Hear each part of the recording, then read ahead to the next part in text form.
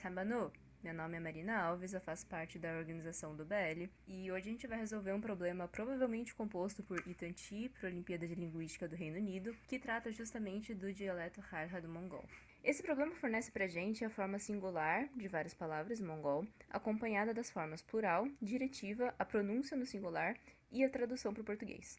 E aqui cabe lembrar que essa forma diretiva carrega o sentido de movimento em direção a algo, ou seja, se havchar é cachorro, havcharlo é em direção ao cachorro. Esse problema trata de morfologia, mas também de fonologia, o que significa que, para resolver ele, você precisa necessariamente passar pela compreensão de como as palavras são construídas, ou seja, a parte morfológica, mas também dos processos fonológicos associados à pronúncia delas. Um bom começo para esse tipo de problema no geral é começar a destacar os fenômenos, as transformações, né?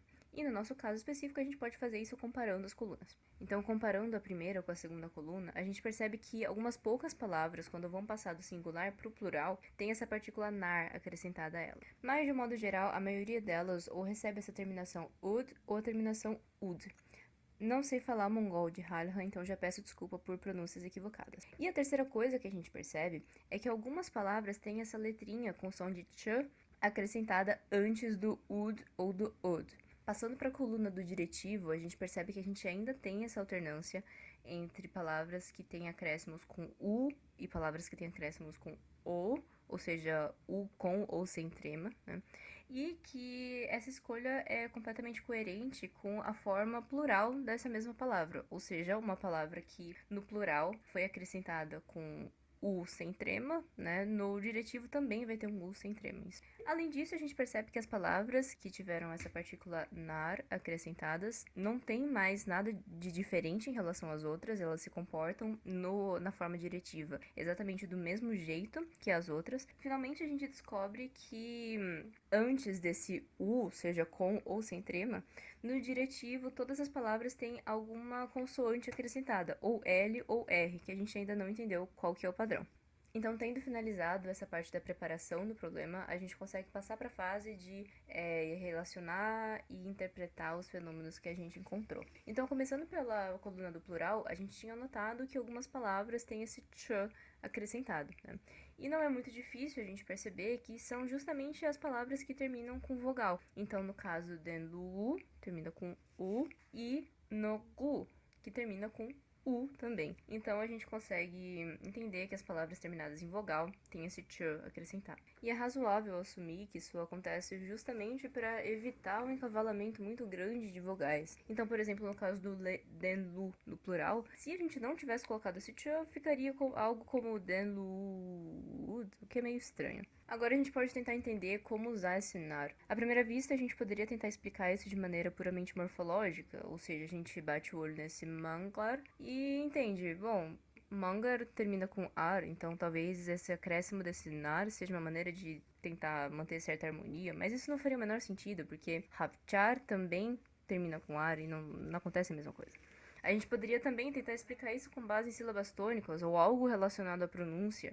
A gente poderia dizer que, bom, mangar e huheng são palavras que têm a sílaba tônica na primeira sílaba, logo talvez seja por isso, mas isso não faz sentido porque tem várias outras palavras que têm a sílaba tônica na primeira sílaba e não tem o nar acrescentado. Enfim, a gente poderia ir passando e tentando achar relações em todas as colunas até que a gente chega na coluna da tradução. E a gente descobre que, coincidentemente, as palavras que têm o plural em nar são justamente as palavras que se referem a seres humanos. Então, bobo, homem, marido, pai e mulher. E também não tem nenhuma outra palavra que se refere a seres humanos que não tem o nar. Então já parece evidência suficiente para entender que talvez o nar seja uma forma de plural para palavras que remetem a seres humanos.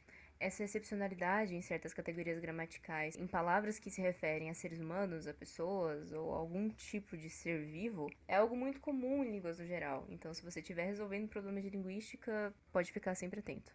Ótimo, então a gente pode finalmente partir para entender quando que a gente acrescenta um U com trema e quando a gente acrescenta um U sem trema nas palavras quando a gente vai passar do singular para o plural ou para o diretivo. Já que a gente estava falando de tradução, quando a gente falava sobre nar, a gente podia tentar fazer a mesma coisa, mas logo a gente perceberia que não tem nenhuma diferença muito grave entre cachorros, sopas de creme e Vênus e cachorrinhos, lares e gramas. Então provavelmente não tem nada a ver com a tradução. No entanto, se a gente tentar uma abordagem um pouco mais fonológica, a gente vai ter muito mais sucesso. A gente pode, por exemplo, começar tentando encontrar padrões entre as outras vogais que compõem a palavra. E depois de certo tempo de observação, a gente percebe que as palavras em que a gente acrescenta o sem trema são compostas também pelas vogais A ou U sem trema também. Enquanto as palavras em que a gente acrescenta o com trema, elas são compostas por O com trema ou E sem trema. E dentro do nosso corpus, pelo menos, a gente não tem nenhuma palavra que foge dessa regra. Ou seja, se em qualquer ponto da palavra a gente conseguir encontrar as letras O com trema ou E, o plural e o diretivo provavelmente é feito com U com trema. E se for encontrado A ou U sem trema, o plural ou o diretivo e ou o diretivo são feitos acrescentando U sem trema. Bom, e se você chegou a essa conclusão, parabéns, você tá certo. Isso é um maravilhoso exemplo do que a gente chama de harmonização vocálica. E agora eu vou abrir um pequeno parênteses para falar um pouco sobre isso. De um modo simples e genérico, a gente consegue definir a harmonia vocálica como um tipo de processo fonológico em que as vogais de certo domínio, depois a gente vai falar sobre o que exatamente é um domínio, passam a ser transformadas de modo a compartilhar certos aspectos fonológicos com as demais vogais desse mesmo domínio. Mas essa é uma definição bem genérica e que não diz quase nada. Então vamos tentar entrar em algumas especificações e alguns problemas relativos a ela.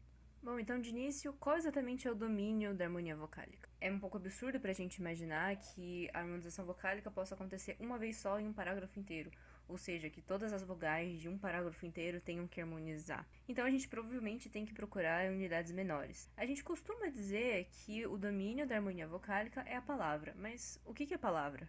Falando de processos fonológicos, como a harmonia vocálica, costuma ser mais pertinente a gente tratar de palavras fonológicas ou até de palavras prosódicas. Mas isso é uma discussão para outra hora. Tá, mas quais exatamente são esses aspectos fonológicos? Vocês sabem que a gente consegue categorizar os sons das línguas de acordo com diversas categorias, e a harmonização vocálica funciona justamente com essas categorias.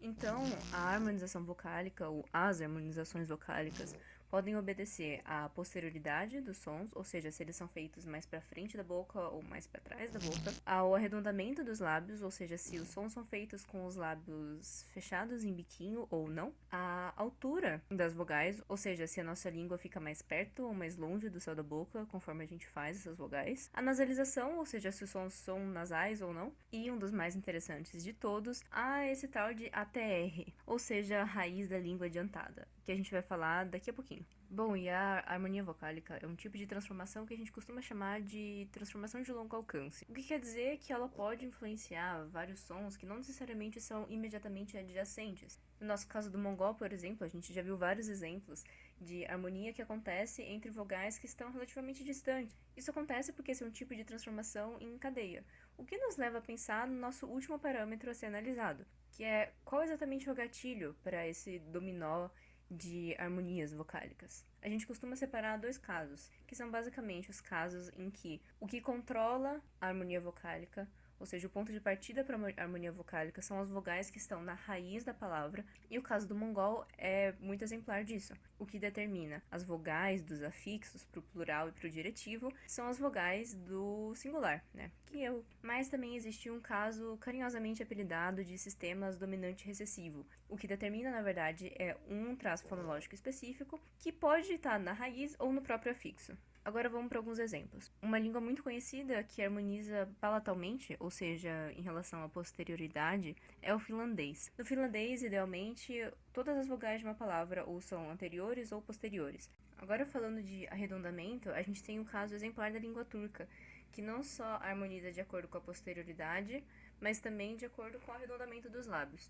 Outra língua que também harmoniza de acordo com dois parâmetros é a língua bantu shona, que harmoniza não só de acordo com o arredondamento, que nem o turco, mas também de acordo com a altura. E falando de altura, a gente também tem o exemplo da língua swahili. Finalmente a gente chega nesse tal de ATR, ou raiz da língua adiantada, que basicamente determina se a raiz da língua, ou seja, a parte mais de trás da língua, ela está sendo jogada para trás, ou seja, diminuindo, comprimindo a abertura da faringe, ou sendo jogada para frente, então aumentando a abertura da faringe. Esse é um aspecto encontrado em várias línguas africanas, como o Akan, que é uma língua Níger-Congo, ou o Maasai, que é uma língua nilótica. E isso também é encontrado no cazaque e no mongol. Mas esse é um tema de certo debate, e é isso que a gente vai ver agora. A gente falou muito sobre essa harmonia vocálica do mongol, mas a gente não discutiu até agora por que as vogais têm esses dois grupos. Tradicionalmente, essa separação era justificada em termos de posterioridade, ou seja, um grupo era das vogais mais posteriores e outra das vogais mais anteriores. Mas essa explicação não era de todo coerente, então surgiu outra que era baseada justamente nesse tal de ATR, nessa raiz da língua adiantada, que dizia que basicamente um grupo era das vogais mais ATR e outro das vogais menos ATR. Isso foi tema de disputa por muito tempo, mas essas imagens, retiradas de uma pesquisa de Yosho Saito, Yurong e Kiku Maekawa, perdão pela pronúncia, comparam a abertura da cavidade da faringe nesses dois grupos de vogais e parece ser clara a diferença. A gente vê, por exemplo, que na vogal A, a cavidade da faringe é muito menos expandida do que na vogal E. E não por um acaso, eles estão em grupos diferentes. E a mesma coisa acontece com os famosos U com trema e U sem trema. O U sem trema tem uma cavidade muito mais fechada, enquanto o U com trema tem uma cavidade muito mais aberta. De qualquer maneira, isso ainda é tema de disputa entre os linguistas e ainda não se tem um consenso completo sobre isso. Mas não vai ser hoje, não vai ser nesse vídeo que a gente vai resolver esse problema. Então vamos voltar para os exercícios. A gente sabe que o exercício 1 pede que a gente complete as lacunas. Bom, então entender como fazer o plural de Schüler é bem fácil, na verdade, já que essa palavra tem só duas vogais e uma delas já é o U com trema e outra é o E. Ambos estão no grupo cujo plural é feito com a adição de U com trema. Então faz sentido imaginar que talvez o plural de Schüler seja feito acrescentando U com trema. Passando para a próxima palavra, a gente tem a palavra nöcker, que como tem um O com trema, o primeiro pensamento que a gente poderia ter é que o plural seria de nöcker mais ud com trema. Porém, se a gente for ver na coluna das traduções, a gente percebe que nöcker significa marido. Marido, no caso, costuma ser uma pessoa, o que nos leva a pensar que o plural de nöcker, na verdade, não é nöckerud, é nöckernar. A próxima palavra é darga, que a gente vê na tradução que significa boca, então a gente não vai ter esse problema do nar. Darga tem duas vogais A, e a gente sabe que A, o plural, é feito com U sem trema, ou seja, um O. Porém, se a gente for escrever isso, a gente percebe que a gente vai ficar com três vogais juntas, vai ser dargaud. E a gente viu que quando a palavra termina com vogal, a gente acrescenta um. Então, na verdade, a palavra fica dargachud. E a última palavra, finalmente, é ovog. E a gente viu que no nosso corpus a gente ainda não teve nenhuma palavra com singular com apenas os, sem trema. Então, a gente vai ter que realmente assumir que o plural dela é feito com U sem trema. A gente pode fazer isso com base em nossa intuição, ou se a gente tiver um pouco mais de conhecimento linguístico, a gente pode usar um pouco do que a gente discutiu quando a gente falou sobre assimilação fonética. Embora a gente ainda não tenha terminado totalmente a questão 1, a gente pode passar para 2, porque ela a gente consegue resolver rapidinho. Ela dá uma lista de palavras e pergunta qual delas é originalmente um empréstimo de outra língua. A gente vê que todas as palavras, com exceção de uma, obedecem à harmonia vocálica, às regras de harmonia vocálica que a gente acabou de fazer. Então, por exemplo, Nutag tem U e A, que pertencem ao mesmo grupo. A terceira palavra, Shorun, tem O e O, que pertencem ao mesmo grupo. A quarta palavra tem U e A, que pertencem ao mesmo grupo. E a quinta palavra tem E e E, que também pertencem ao mesmo grupo. A única palavra que junta duas vogais que pertencem a grupos diferentes é, no caso, Kunda. Faz sentido que ela viole as regras da harmonia vocálica do mongol, porque ela é outra língua, não está sujeita às mesmas leis e convenções. Agora a gente finalmente passa para a coluna do diretivo, e aí a gente está quase acabando. Para começo de conversa, a gente vê que a gente ainda tem essa alternância entre U com trema e U sem trema, e ela é coerente com as escolhas feitas no plural. O que faz total sentido, porque a harmonia vocálica ela não se restringe a uma só forma de certas palavras. Então a gente pode assumir já que no diretivo essa regra para o U com trema ou sem trema é exatamente a mesma do que a plural. Além disso, a gente pode começar a analisar aquela diferença que a gente tinha comentado lá atrás, sobre palavras que têm o L acrescentado antes dos U's ou R. Observando um pouquinho os dados, a gente chega a uma conclusão, na verdade, bem simples. Todas as palavras têm alguma consoante, ou L ou R acrescentado, depois da raiz. No entanto, se a palavra já tiver um R no final da palavra no singular, em vez de colocar outro R, a gente só troca para L. Então, é o caso de Havchar. Havchar termina com R, então o diretivo é Havchar Lu e não Havcharu. Então, a primeira palavra que a gente vai ter que colocar no modo diretivo é neg. O neg ele não termina com R, então vai ter um R acrescentado e contém a letra E, que faz parte do grupo da letra U com trema. O que é coerente com o plural, que é feito com dois U's com tremas. Negud. Então, o diretivo vai ser neg, R e U com trema, ou seja, negru. Depois a gente tem a palavra shulag. Shulag tem o U com trema e tem E. Então, até para manter a nossa coerência com a forma plural, a gente vai fazer o diretivo com o U com trema, ou seja, vai ser shulagru. E a gente vai colocar o R também, porque também não termina com R. Bom, e o resto a gente termina muito rapidamente. A palavra nokor termina já com R, então a gente vai acrescentar um L. E além disso, a gente lembra que o nokor no plural era nokornar, porque nokor é marido, então é uma pessoa, então tem essa excepcionalidade. Mas a gente tem que lembrar que isso acontece só no plural, então no diretivo ele só vai se comportar como qualquer outra palavra. Obedecendo às regras de harmonização vocálica, a gente vê que o nokor, o com trema, pertence ao mesmo grupo que o U com trema. Então a palavra fica nokorlu. Depois disso a gente tem darga, que não termina com R, então a gente vai acrescentar um R. E até para manter a coerência com o plural, a gente vai acrescentar dois U's sem trema. Finalmente a gente tem o ovag, que como darga não termina com R, então a gente vai acrescentar um R.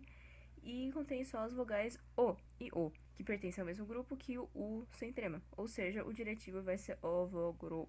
Mas para terminar o exercício 1, ainda falta resolver uma lacuna na coluna das pronúncias, que pede basicamente que a gente faça a transcrição da pronúncia da palavra darga. A gente pode começar fazendo a divisão silábica. A gente vê que no mongol é muito comum a gente ter vogais com consoante, vogal, consoante ou consoante vogal, e então faz sentido a gente assumir que darga é dividido como darga. Outra coisa que a gente pode procurar são os padrões de tonicidade das palavras em mongol. A gente vê que na maioria das palavras, a primeira sílaba é a sílaba tônica, com exceção das palavras que têm vogais duplicadas em outras sílabas que não a primeira. Por exemplo, havchar, que tem a tônica transferida para o char, porque tem vogal duplicada. Darga não tem vogal duplicada, então também faz sentido a gente assumir que a tônica está em dar.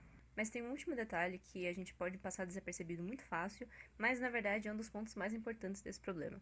A gente consegue observar pela coluna das pronúncias que às vezes o G é uma plosiva velar, como em gato, gá, ou às vezes é uma plosiva uvular, como gá.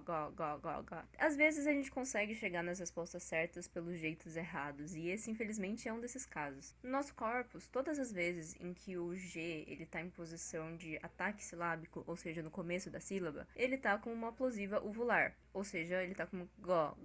E é muito fácil da gente pegar isso e entender, bom, logo o G nessa palavra que a gente tem que descobrir a pronúncia é uma plosiva uvular. E a gente chegaria na resposta certa. Mas a gente não estaria entendendo o fenômeno correto, porque no fim não é por isso que ele é pronunciado como uma plosiva uvular. Embora sim, ele seja pronunciado como uma plosiva uvular e eu já tô dando resposta. O jeito certo de chegar à resposta certa é perceber que todas as vezes em que o G é pronunciado como uma plosiva uvular, ele está acompanhado das vogais O, U sem trema ou A. E todas as vezes em que ele é pronunciado como uma plosiva velar, ele é acompanhado de E ou O com trema, que, surpreendentemente, também fazem parte de um mesmo grupo. Então a gente pode até imaginar que talvez o G seja pronunciado como uma plosiva velar, em companhia também do U com trema, para completar o grupo. Isso acontece justamente por assimilação. Então se a gente pegar, por exemplo, as vogais O, U, A, que a gente já viu que são feitas com a raiz da língua um pouco mais para trás, ou seja, com a cavidade da faringe um pouco menos expandida, é de certa forma natural a gente imaginar que a articulação do G seja puxado também um pouquinho mais para trás. Então o G que normalmente seria G vira G. Então com isso, além de resolver o problema, a gente também entende como não é tão fácil assim a gente separar esses parâmetros. Porque de certa forma, esse ATR, a raiz da língua adiantada ou retraída, acaba influenciando também a posterioridade da articulação das consoantes que vem junto, ou seja, no caso o G, né? De qualquer maneira, esse é o jeito certo de entender que darga é pronunciado da seguinte maneira. E agora fica muito simples resolver o exercício 3, eu nem vou fazer um por um. A gente sabe que plural para pessoas é acrescentado nar, que é o que acontece no primeiro exemplo, porque a tradução dessa primeira palavra é rei. A gente sabe também que no caso diretivo, a gente acrescenta o R depois de todos os singulares, antes de colocar os us, a menos que a palavra já tenha um R, nesse caso a gente vai acrescentar um L, que é exatamente o que acontece com o caso de Delgur e Chanur. Além disso, a gente vai continuar aplicando as nossas regras de harmonização vocálica que a gente já achou. E na parte da pronúncia, a gente vê que todas as vezes em que o G aparece, ele é uma plosiva velar, porque ele está sempre acompanhado de um U com trema. Além disso, a gente continua aplicando os nossos padrões, ou seja, a sílaba tônica vai ser sempre a primeira, a menos que exista alguma outra sílaba que tenha uma vogal duplicada, que é justamente o caso de del guro. Bom, então aqui a gente acabou tudo, então a gente fica por aqui. Muito obrigada pela atenção, eu espero que vocês tenham gostado, que vocês tenham aprendido um pouco mais sobre a harmonia vocálica e sobre o mongol no geral. E eu acho que vale dizer que o padrão de tonicidade do mongol é muito complexo, e muito mais complexo do que esse problema fez parecer, porque a gente está tratando só de palavras muito pequenas. Então eu vou deixar em anexo um artigo que trata um pouquinho sobre esses padrões de tonicidade, caso vocês estejam interessados. Muito obrigada, tchau, tchau.